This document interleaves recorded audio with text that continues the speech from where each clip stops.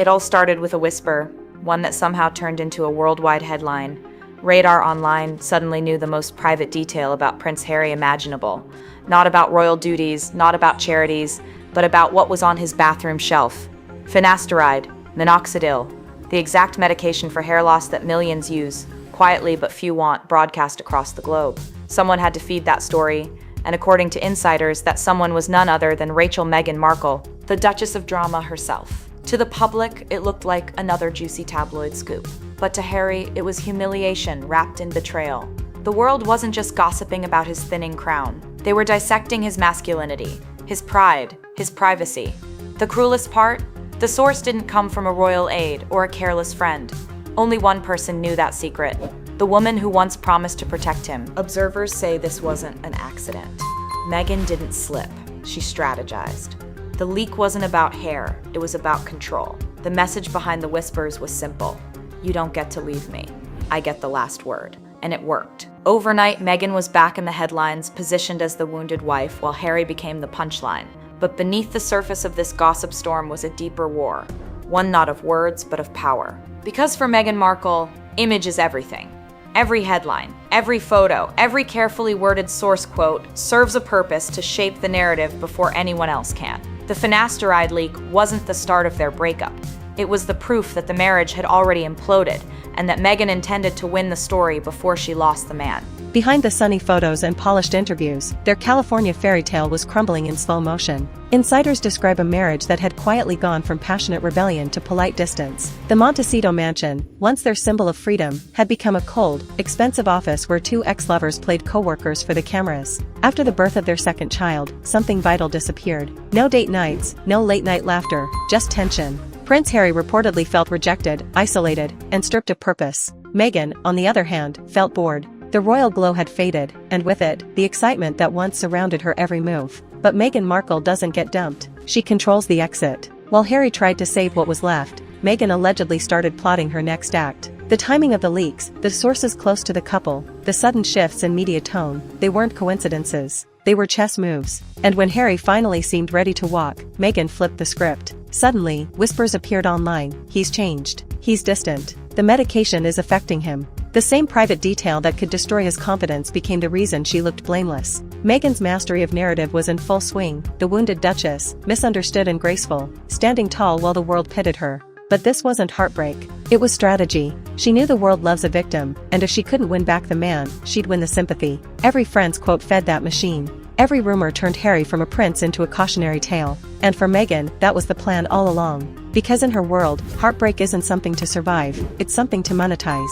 This is where the story turns from messy to menacing. According to whispers from inside Meghan's own circle, she wasn't just collecting memories, she was collecting receipts. Not texts or emails, but videos, clips, proof. The kind of private footage that could destroy reputations in seconds. Allegedly, Meghan had assembled what insiders called Prince Harry's greatest hits, moments of him partying, passed out, or worse. If true, it's a vault of vulnerability. Each clip, each screenshot, a potential weapon in the hands of a woman who understands how power works in the age of digital scandal. And word on the street is, she's already shown a few, just to prove a point. Whether that's real or rumor, the message is unmistakable. Meghan Markle doesn't bluff. For Harry, that meant living in quiet panic.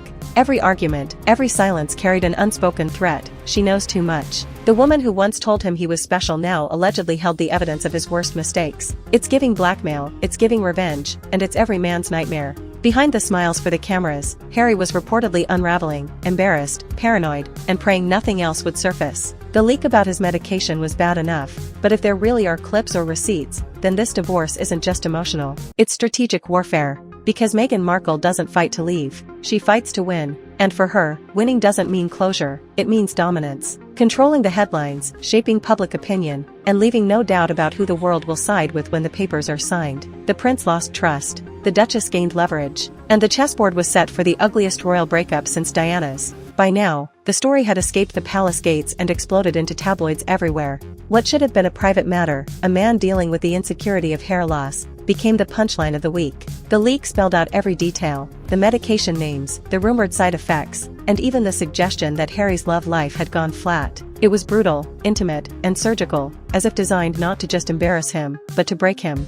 Finasteride and minoxidil, harmless enough to most, but deadly to a man's pride when exposed. The headlines didn't need to say much. The implications did all the damage. Mood swings, low energy, struggling romance. For the first time, the world wasn't seeing the brave, rebellious prince. They were seeing a man stripped bare, mocked by the same press he'd spent years running from. And the cruelest part? Meghan allegedly made it look like concern. The leak was framed as a friend simply worrying about Harry's well-being, his medication, his stress, his distance. But between the lines, everyone could read the truth. It was pity disguised as poison. It wasn't a cry for help, it was a warning shot. Because Meghan's leaks always have layers. On the surface, sympathy. Beneath that, control. Every whisper about Harry's body, his health, his intimacy, another reminder of who held the real power. She wasn't leaking to shame him in public, she was leaking to remind him in private that she could. For Meghan Markle, image is both weapon and armor. The more vulnerable Harry looked, the more polished she appeared, glowing, confident, the perfect picture of a woman finding herself. And that, to her, was the ultimate revenge. It wasn't just about gossip, humiliation, or even revenge. This was narrative warfare. Meghan Markle had mastered the art of controlling perception long before she met Harry. Hollywood had taught her that. Every photo, every interview, every carefully crafted quote had a purpose. And now, inside the crumbling marriage, she applied the same strategy, win the story before anyone else could. Sources say Meghan wasn't speaking to the press. She was speaking to Harry, through the press. Every leak, every whisper, every carefully anonymous source was a calculated message. You're weak. You're replaceable. I made you. It was emotional chess, and Harry, reportedly, had no idea the game had started. By the time Radar Online published the medication story, the fairy tale was over.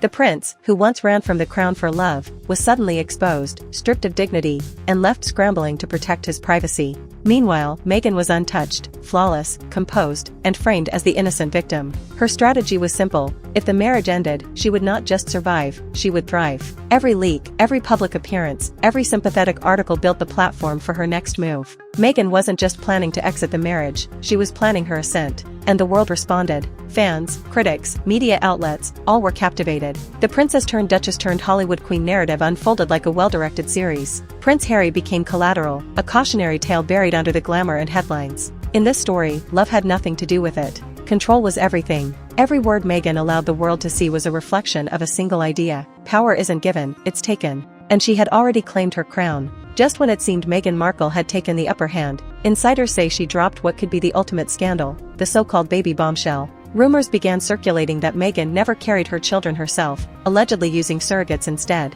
While these claims remain unverified, the mere suggestion sent shockwaves through royal circles. In Britain, anything that touches royal lineage is more than personal, it's historic, even legal. Imagine the reaction, two beloved royal children suddenly surrounded by whispers of fabrication. The palace would be thrown into chaos, the media feasting on every detail. Even if the rumor is only partially true, it's explosive enough to dominate headlines for weeks. The implication alone challenges centuries-old traditions, suggesting that Meghan was willing to rewrite royal history in pursuit of privacy or control. Meanwhile, Prince Harry was reportedly blindsided. The man who once promised to protect his family at all costs now allegedly faced a new kind of vulnerability, the uncertainty of what's real, and what's merely curated for public consumption. Every leak, every insider tip, every tabloid article became another cut to his pride. And Meghan? She remained composed. To the cameras, she was glowing, poised, and untouchable. Every outfit, every smile, every subtle public gesture reinforced the narrative she had been building for years. Strong, single, misunderstood, yet thriving.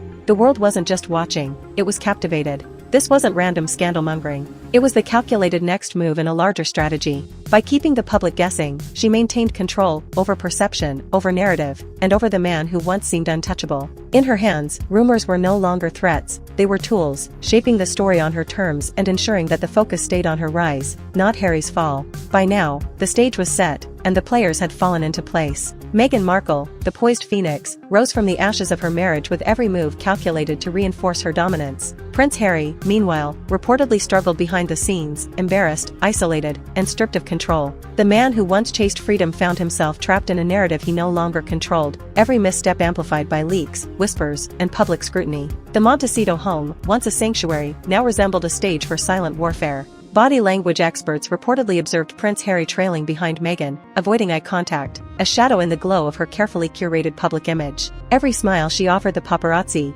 every confident stride, every carefully timed quote served as a reminder. She was not only surviving, she was thriving. He was collateral, and the world was watching.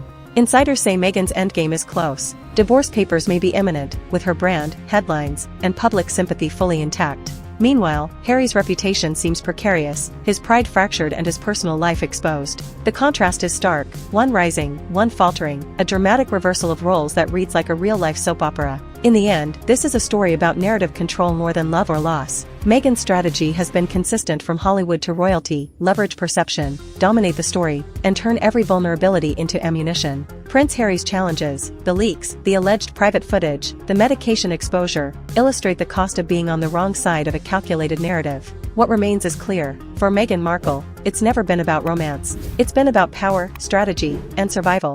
Every secret, every rumor, every move has reinforced one undeniable truth: she walks away untouched, with the world captivated, and the story firmly in her hands.